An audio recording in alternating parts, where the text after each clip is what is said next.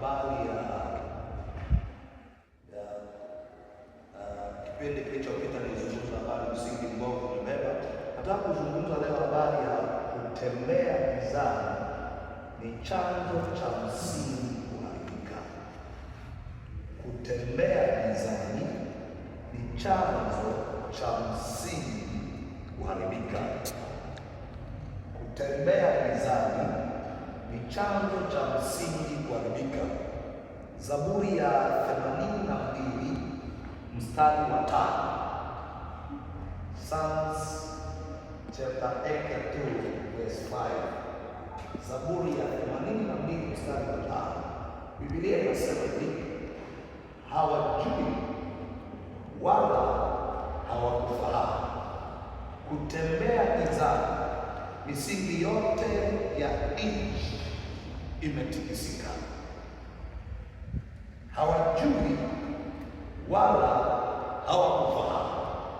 Kutembea gizani, misingi yote ya nchi imetikisika. Bwana Yesu asifiwe. Tulizungumza msingi ni kile kinachotangulia chini kuamua kile kitakachokuwa juu, na nikasema maisha yako ni msingi wa watu wengine watakaokuja, watoto wako, wajukuu zako, vitukuu vyako na vilembe vyako, uzao wako wote. Maisha yako labda uchague kutokuzaa, itaishia kwako, ila kama una watoto na hata kama hauna watoto leo, una mpango wa kuitwa baba au mama, wewe ni msingi wa huo uzao. Na kama wewe ni msingi, manake kuna wale walikutangulia wewe, walikuwa msingi kwa ajili yako. Kwa hiyo you can be suffering now these days kwa sababu ya wale ambao walitangulia, na unaweza ukawa unafurahia kwa sababu ya wale ambao walitangulia. Unaweza kuwa unapitia uchungu wa maisha kwa sababu ya wale ambao walitangulia, ama ukawa unaenjoy kwa sababu ya wale ambao walitangulia. Tulisoma kitabu cha Zaburi 11:3, inasema kama misingi ikiharibika, mwenye haki atafanya nini? Unaweza kuwa umezaliwa ni mwenye haki, lakini msingi uliotangulia umeharibika. Kwa hiyo hata wewe lazima uwe na uharibifu ukute. Na Biblia inasema kutembea gizani, misingi yote ya nchi. Biblia inaposema misingi ya nchi, inazungumzia mtu na uzao wake. Msingi wa uzao wote umetikisika kwa sababu ya kutembea gizani. Bwana Yesu asifiwe. Nini maana ya kutembea gizani? Kutembea gizani ni kuwa mbali na Kristo ambaye nuru. Kutembea gizani ni kuwa mbali na Kristo ambaye ni nuru. Yohana sura ya 8 mstari wa 12, John chapter 8 verse 12 inasema, basi Yesu akawaambia tena akasema, mimi ndimi nuru ya ulimwengu, yeye anifuataye hata kwenda gizani kamwe, bali atakuwa na nuru ya uzima. Kwa hiyo kutembea gizani ni kuwa mbali na Yesu Kristo. Automatic ukishakuwa mbali na Yesu Kristo, hata tabia zako zinafanana na eneo hilo. Yaani hakuna muujiza unataka ufanane na nuru wakati wewe unafanana na giza. Tabia zako zinafanana na giza.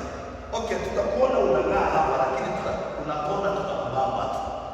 Unapona tutakubamba. Sasa ukishakuwa mbali na Yesu Kristo, manake unaanza kutembea gizani. Msisitizo wangu ni nini? Yesu akipata nafasi kwenye maisha yako, atakuja akutoe kwenye giza akulete kwenye nuru, na anaanza kushughulika na misingi inayoweza kufungua kwa maisha yako kama atapata nafasi. Akikosa nafasi, maana yake misingi itakutesa. Tunapookoka, kwanza tunapata maarifa ya kujua Mungu, na tunapata mbinu, kanuni za kushughulika na matatizo hata ya watu waliokwisha kupita. Kwa nini? Kwa sababu neno la Mungu linaanza kuzungumza kuhusu sisi na watu waliopita, na kwa hiyo tunafahamu nini cha kufanya na kuanza kushughulikia hiyo misingi. Mambo mawili yanaweza kukusaidia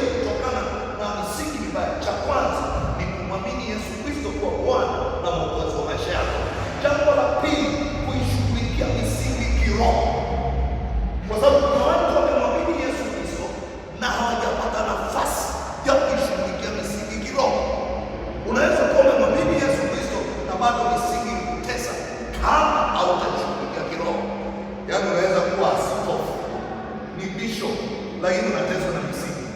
Ili wauliza swali siku hiyo, hamjawahi sikia askofu amekamatwa uzinzi? Unafikiri anapenda kuzini? Misingi, akiona tu kasichana kanapita anashtuka mpaka nywele, na ni bishop kwa mafuta ya kuwa bishop. Misingi, babaka alikuwa na wake 4, amezaa huko na afu anataka akae tu kwenye rai. Na ni kweli amemwamini Yesu Kristo na ameenda Bible, amekuwa ni pastor, amekuwa ni bishop, lakini hajapata nafasi ya kushughulikia misingi, na ndio maana anakuta bado yuko kwenye changamoto hiyo inayotokana na misingi. Bwana Yesu asifiwe. Waraka wa kwanza wa Yohana sura ile ya kwanza 5-6, First John chapter 1 verse 5 and 6 inasema, na hii ndiyo habari tuliyosikia kwake na kuihubiri kwenu, ya kwamba Mungu ni nuru, wala giza lolote hamna ndani yake. Tukisema ya kwamba tunashirikiana naye, tena tukienenda giza, twasema uongo, wala hatuifanyi iliyo kweli. Mungu ni nuru. Nazungumza maana ya kutembea gizani, ni kuwa mbali na Yesu Kristo. Ukishakuwa karibu Yesu akipata nafasi, hautatembea gizani tena. Bwana Yesu asifiwe sana. Tunaenda sawa sawa. Sasa ninataka tuangalie mfano wa watu waliotembea gizani na wakaleta matatizo. Ninataka leo tulimwangalia asubuhi Ibrahimu kwenye positive things. Leo nataka tumwangalie kwenye negative things. Ibrahimu pamoja na kwamba ni baba wa imani, lakini kuna maeneo alikosea, aliharibu msingi wake na watoto wake wote waliharibika. Pamoja na kwamba ni baba wa imani, sasa kama Ibrahimu aliharibu msingi na watoto wake, wewe ni nani? Ndio maana nataka uelewe, halafu uchukue nafasi ya maamuzi. Hapa ulipo unafanya kazi ndani, unatengeneza msingi. Haina maana tunafanya kazi ulipo sana. Huu ni msingi. Chochote unachofanya kwa maisha yako, it is the foundation of your generation. Anything unachofanya, unatembea, unafanyaje, kama unaonea watu unafinya bila sababu msingi, itakuja, ita happen. Yaani chochote unafanya, kama unaingia darasani unafundisha ovyo ovyo tu, ili bado haina shida. Wanaenda manager sikuone na watu wengine sikuone, principal sikuone, head sikuone, lakini unatengeneza msingi. Au unajificha, unatengeneza msingi.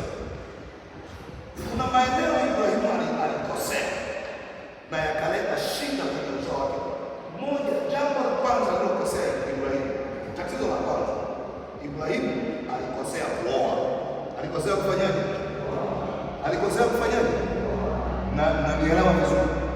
Alikosea kwa wala ambao hawajaoa, nisikilize vizuri, na wala ambao hawajaoa, nisikilize vizuri. Wale ambao ninyi tajua cha kufanya. Lakini wala ambao hawajaoa, nisikilize vizuri. Ibrahimu alikosea kuoa. Akamwoa mwanamke Sara, alikuwa ni tasa. Alikuwa hazai. Hili lilikuwa ni kosa, sio tu jambo la kawaida. Ni kweli Mungu alimwambia akubariki na nini, na akabariki akafungua tumbo. Lakini sana na alikosea kuoa. Ilikuwa ni tatizo la Ibrahimu. Alioa mwanamke tasa ambaye alikuwa hazai. Sawa. Kwenye Mwanzo sura ya 16, Genesis chapter 16:1-2 inasema basi Sarai mkewe Abrahamu hakumzalia mwana, naye alikuwa na mjakazi Misri jina lake Hajiri. Sarai akamwambia Abrahamu, basi sasa Bwana amenifunga tumbo nikizaa, umwingilie mjakazi wangu, labda nitapata uzao kwa yeye. Abrahamu akasikia sauti ya Sarai. Hili lilikuwa ni kosa. Sara alikuwa tasa hazai. Hili ni kosa. Sasa baadaye Mungu alikuja akafungua tumbo akazaa Isaka. Isaka alipooa yeye alipatia. Isaka alipofika huko kwa kuoa yeye alipatia. Biblia inasema naye akakosea kama baba. Akaoa na yeye mwanamke mwenye tatizo kama la baba tasa. Naye alikuwa hazai. Kwenye kitabu cha Mwanzo sura ya 25, Genesis chapter 35 verse 20 na 31 nazungumza hivi, Isaka akawa mwenye miaka 40 alipomtwaa Rebeka binti Besueli Mshani wa Padanamu, ndugu wa Labani Mshani kuwa mke wake. Isaka akamwomba Bwana kwa ajili ya mke wake, maana alikuwa tasa, naye Bwana akamwitikia na Rebeka mkewe akachukua. Ibrahimu ameoa mwanamke tasa hazai. Isaka ilifika wakati wa kwenda kuoa, anaoa naye mwanamke tasa hazai. Asante Mungu alikuwa na ufahamu, akamwomba Mungu anapata mtoto. Sasa nisikilize, unaweza enda kuoa kwenye familia huwa wazai, mmependana tu huko, ukasema kaina shida, kumbe yeye ndio mtoto wa kwanza na wa mwisho, utastruggle kupata mtoto. Unaweza enda kuoa kwenye familia kwa baba wanatangulia kufa kabla ya mama, neno limepanga kwa mjane, kwa sababu unaangalia ile history background. Baba alikufa bibi yuko, baba alikufa bibi yuko, nani alikufa yuko, alafu na wewe unasema kaina yuko, haina shida. Neno limepanga kwa nani? Na bahati mbaya leo sisi vijana tunafikiri mpaka baba. Unajua msingi wa hiyo familia unayoingia, na wewe binti unaweza enda wale mahali au ana changamoto za ndoa, utaingia kwenye matatizo. Au unaenda mahali mke wa kwanza aliolewa akafa, wa pili akafa, nenda kajiandae kwa maiti mapema, kwa sababu ndio msingi. Kwa hivyo akaweza kujua kanuni za kiroho za kushughulikia. Bwana Yesu asifiwe. Hili lilikuwa ni tatizo ambalo lilikuwa kwa Ibrahimu. Je, Isaka nani mtoto wa Isaka? Yakobo, Israeli. Yeye alipatia kwa. Tunasoma tu makabila 12 ya Israeli, tatuelewe. Yakobo naye alisema yule mke alipenda kwanza, alibadilishiwa. Asingebadilishwa ilikuwa ni shida. Kwa sababu yule mwingine alikuwa Isai. Hello. Okay. Ngoja tusome Mwanzo sura ya 30. Nikuonyeshe ile mstari wa kwanza na wa pili hapa 22. Alipewa kule lakini alipenda Recho. Huyo ndo alikuwa usiku tu kule zamani tuseme tunataa. Unawasha kwa usiku. Akaingia kwa chumba akapewa mke gizani. Anaamka asubuhi kwa sio mwenyewe. Naambiwa sasa kanuni na utaratibu katiba yetu haonani kidogo hapa. Kwa hiyo ndio maana tunakuishia. Kama unamtaka na huyo mdogo uliyempenda, fanya kazi tena miaka 7. Kwa sababu alimpenda huyo, huyu sio chaguo langu, ni huyu nilimchagua. Yule alimchagua yeye alikuwa amepatia. Mwanzo 30 nasema hivi, naye Raheli alipoona ya kuwa hamzalii Yakobo wana, Raheli alimwonea ndugu yake Bila, akamwambia Yakobo, nipe wana, kama sivyo nitakufa mimi. Unaona hii tatizo? Yakobo akakadhabika, Raheli akasema, je, mimi ni badala ya Mungu uliyemzuilia uzao wa mimba? Yakobo akakasirika kwa sababu ya kuondoka, lakini tatizo sio la nani? Sio la Recho. Ibrahimu alioa mwanamke tasa. Yeye anawezaje kupata tu mwanamke apata watoto sita? Tatizo ni la kwake. Bwana Yesu asifiwe. Misingi. Tatizo la pili lililokuwa kwa Ibrahimu, nimalizie tatizo la pili. Tatizo la pili lililokuwa kwa Ibrahimu ni tatizo la uongo. Tatizo la nini? Pamoja na kwamba Ibrahimu ni baba wa imani, lakini alikuwa muongo. Alikuwa mtu gani? Kwenye kitabu cha Mwanzo 12:13 Ibrahimu anasema uongo, anasema Sara sio mke wangu, ni dada yangu. Anadanganya. Sasa wewe danganya tu hapo. Unadanganya. Haudanganya wewe, unadanganya na wale wako kwenye tumbo lako. Yaani unasema uongo au usemi peke yako. Na wale wako kwenye tumbo, wale wako kwenye tumbo nao wanazungumza kile kile. Ibrahimu alidanganya. Mwanzo 12 anadanganya sio uongo.